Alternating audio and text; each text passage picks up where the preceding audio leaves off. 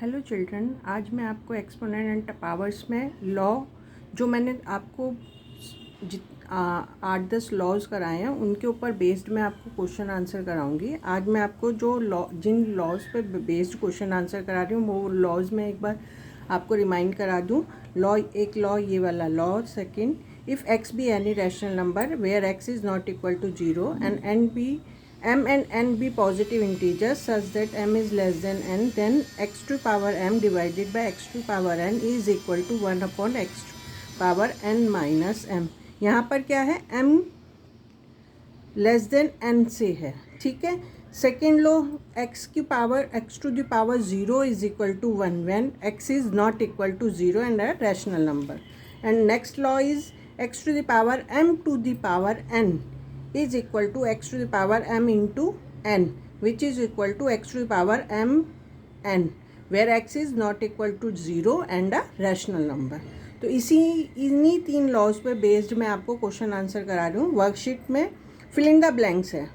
First question है 16 to the power 15 divided by 16 to the power 19 which is equal to what. तो ये मैं आपको सॉल्व करती हूँ।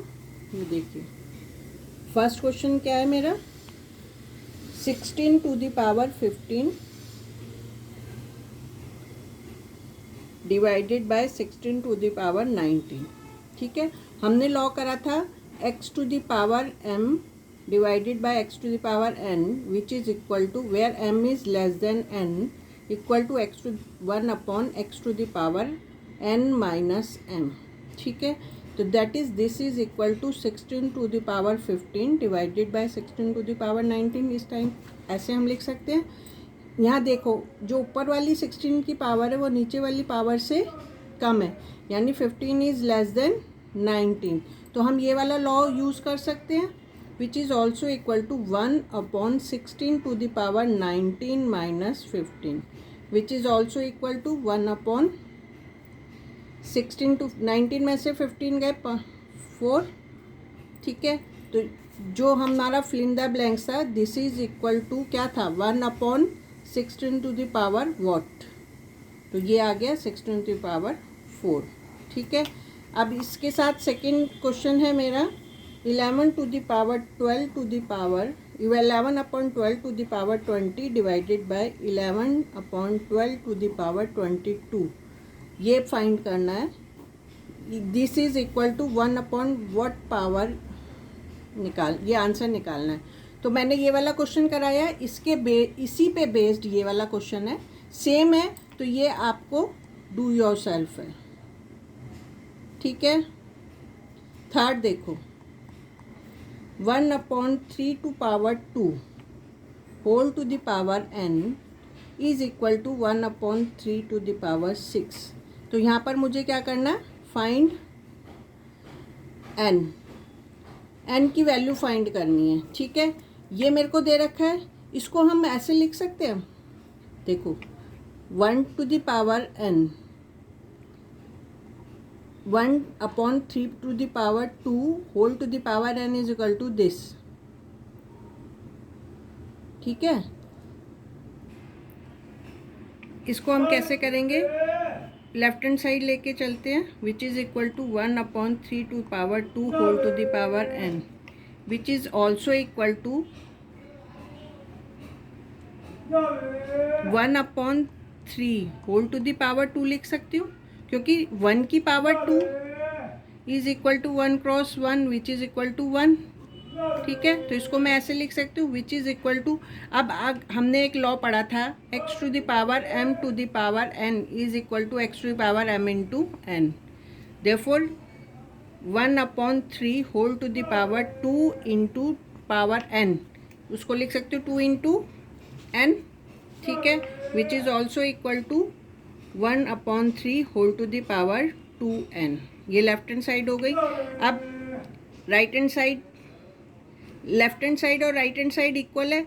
This implies 1 upon 3 whole to the power 2 to the power n is equal to 1 upon 3 whole to the power 6। दोनों this implies base same है, तो powers क्या हो जाएंगी, equal, which is equal to 6। This implies n is equal to 6 upon 2, that is n is equal to 3। ठीक है, ये third question, यानी हमारे पास क्वेश्चन था 1/3 to the power 2 whole to the power n is equal to 1/3 to the power 6। हमें क्या find करना था, n की वैल्यू फाइंड करनी थी। ठीक है, तो लेफ्ट हैंड साइड लेके चली 1/3 to the power 2 whole to the power n is equal to, इसको मैं लिख सकती हूँ, n मैंने एज इट इज़ लिखा है। ठीक है, इसको मैं लिख सकती हूँ 1/3 whole to the power 2, because 1 की पावर 2 किसके इक्वल होगी, 1 इंटू 1 दैट इज़ 1 के ऑल्सो इक्वल होगी। तो दिस इज, अब हमने ये लिखा whole to the power n which is also equal to 1/3 whole to the power 2 into n, because हमने लॉ पढ़ा है x to the power m to the power n is equal to x to the power m into n। तो this implies 2 into n कर दिया, तो this is equal to 1/3 whole to the power 2n which is also equal to, ये हमारा left hand side solve हो गया। अब हमने लेफ्ट हैंड और राइट हैंड साइड दोनों को लेके चले हैं, बेस सेम है तो पावर्स इक्वल हो जाती हैं, हमने एक लॉ करा था, पावर्स इक्वल हुई, दिस इम्प्लाइज n इज 6/2, 2 3 ज़ा 6, तो n कितना आ गया हमारा 3, तो हमारी n की वैल्यू कितनी आई 3। जो अभी मैंने क्वेश्चन कराया उसी के जैसा सेम क्वेश्चन एक ये है, -1/2 whole to the power 4 whole to the power 2 is equal to -1/2 whole to the power what, यानी यहाँ हमने वैल्यूज निकालनी है। अब मैं इसको इक्वल टू n लिख देती हूँ। ठीक है, तो n टू फाइंड हमें क्या करना है, n निकालना है। ठीक है, तो मैं लेफ्ट हैंड साइड लेके चलती हूँ, लेफ्ट हैंड और राइट हैंड साइड साथ ही लेके चलते हैं, that is -1/2 whole to the power 4 power 2 is equal to -1/2 whole to the power n।